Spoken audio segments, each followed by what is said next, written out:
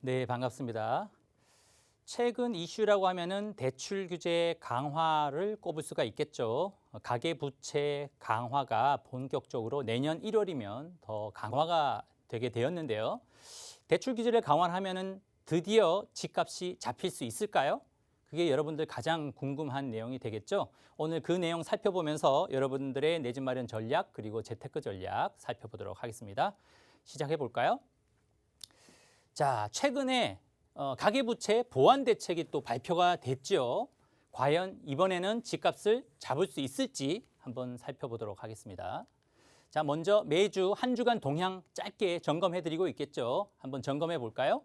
자, 결론부터 말씀드리면 대출 규제 강화에도 거래 절벽은 심화됐지만 오히려 전국의 아파트 가격은 어떻습니까? 상승세가 계속 이어지고 있다. 지난주와 동일한 내용이 되겠습니다.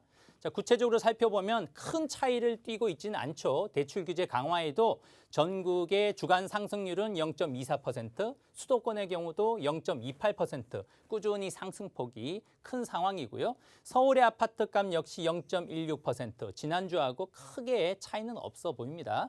강남 3구의 경우도 0.22%, 그리고 경기도의 경우도 0.33%, 지방의 경우에는 오히려 소폭 상승률이 높아졌네요. 0.21%.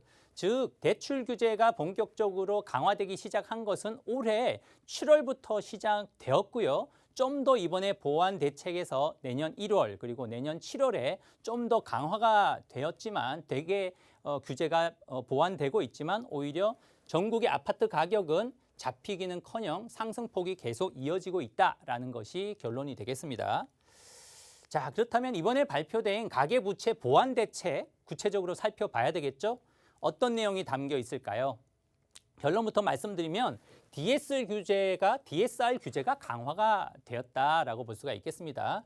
그렇다면 여러분들 DSR이 뭘까요? DSR은 개인별 총부채 원리금 상환 비율이 되겠죠. 그 개인별 총부채 원리금 상환 비율이 규제가 더 강화되게 되었다라는 점인데요. 언제부터일까요? 바로 내년 1월, 그러니까 2달 후가 되겠죠. 얼마 남지 않았다. 2달 후가 되면 내년 1월부터 본격적으로 DSR 규제가 좀 더 강화가 되기 시작한다라고 볼 수가 있겠습니다.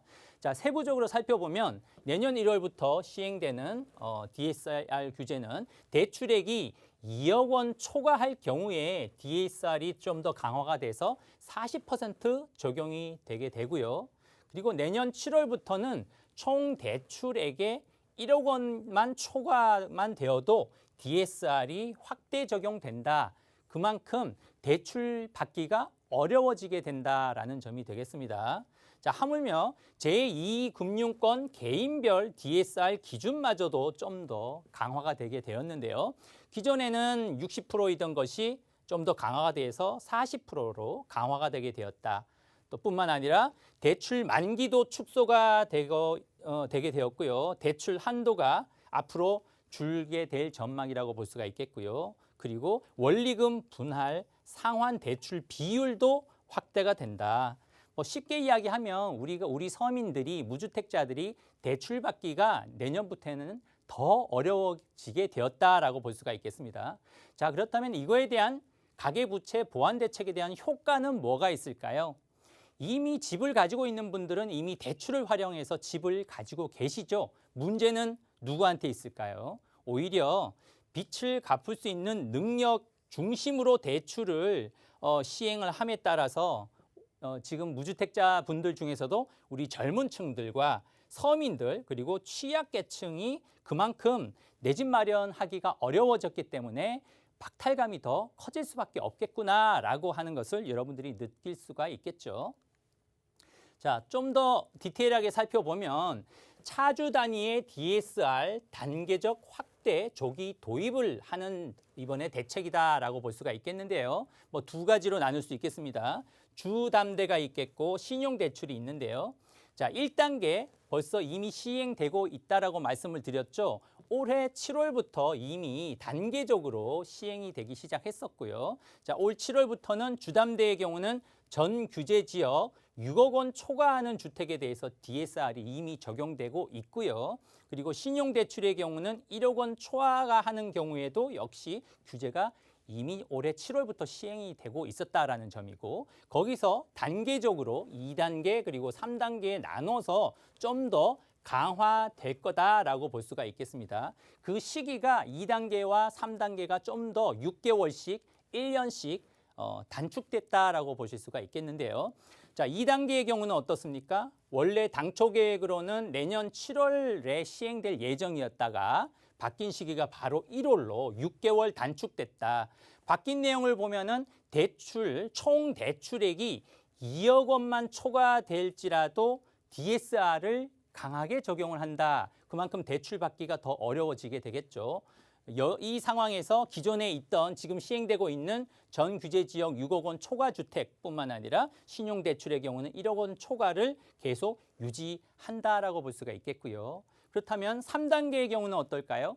3단계의 경우는 2023년 7월부터 시행될 예정이었던 것을 1년을 당기게 됩니다. 내년 7월부터 시행을 하게 되는데, 그 내용은 총 대출액 1억 원만 초과되더라도 DSR을 적용을 받게 된다. 자, 즉 1억 원만 초과된다라면 사실상은 기존에 시행이 되었던 전 규제 지역 6억 원 초과 주택에 적용되던 주담대라든지 그리고 신용대출 1억 원 초과되는 내용에 큰 의미가 없어지죠. 그래서 그 이 두 가지 내용은 폐지가 된다. 그만큼 웬만한 주택을 구입을 할 때는 그럼 DSR이 적용된다라고 볼 수가 있겠죠. 그만큼 우리 무주택자들이 이 가격이 많이 오른 상태에서의 집 사기가 더욱 어려워지게 되었다라고 볼 수가 있겠습니다.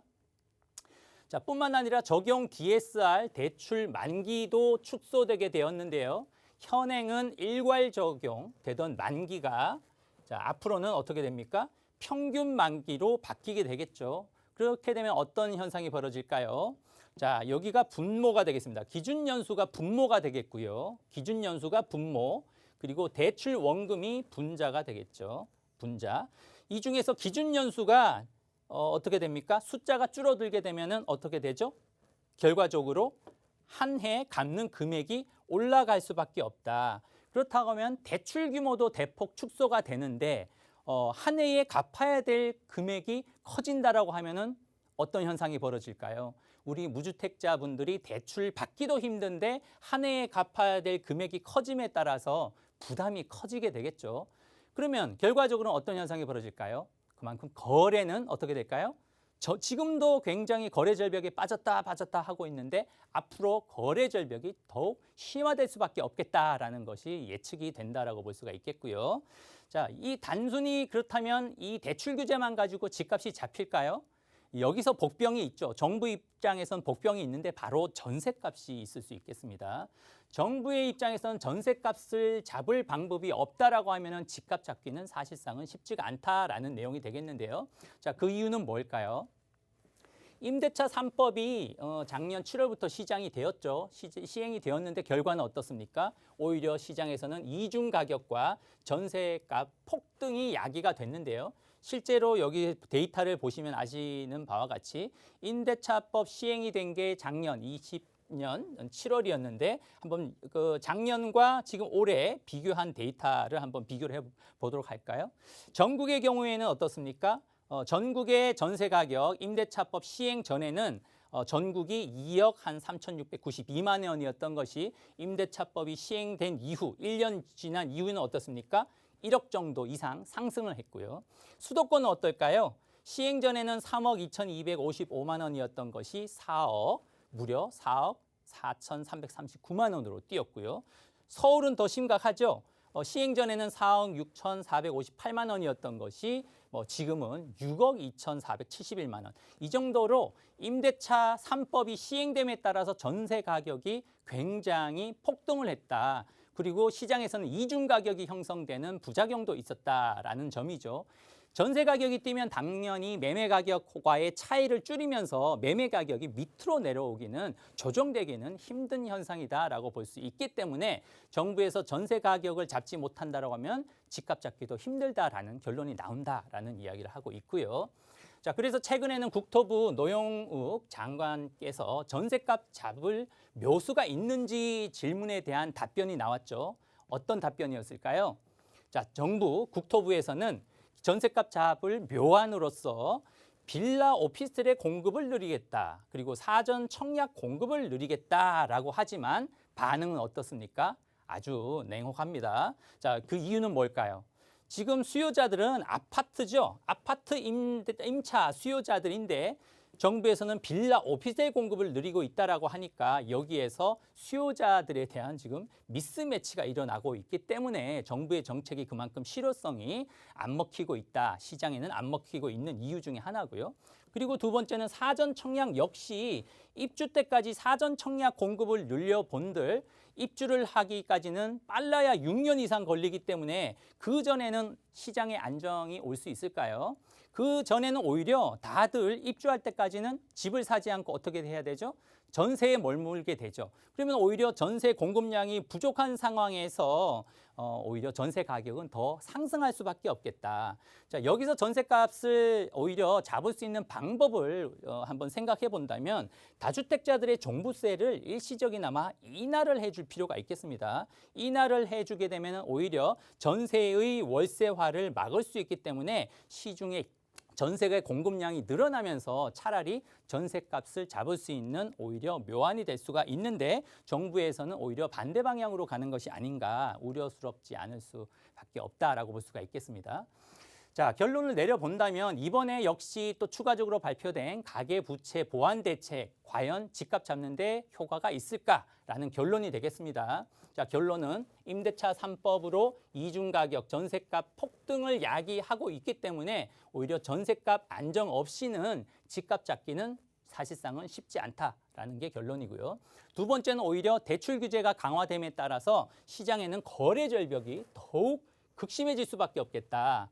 자, 이런 현상은 우리가 자본주의 시장 경제에서는 어떻습니까? 오히려 왜곡이 심화되고 있다라고 볼 수가 있겠고요.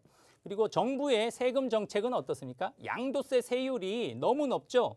다주택의 경우는 무려 양도세가 75%, 시세 차익의 75%니까 예를 들어 1억 시세 차익이 난다 하더라도 1억 그 차액 중에서 75%를 세금으로 나가게 생겼는데 누가 과연 지금 집을 팔 수가 있겠습니까? 그만큼 태로가 막혔기 때문에 팔 수도 없다. 지금 팔고 싶어도 팔 수도 없다라는 점. 그리고 집주인들은 어떻게 할까요?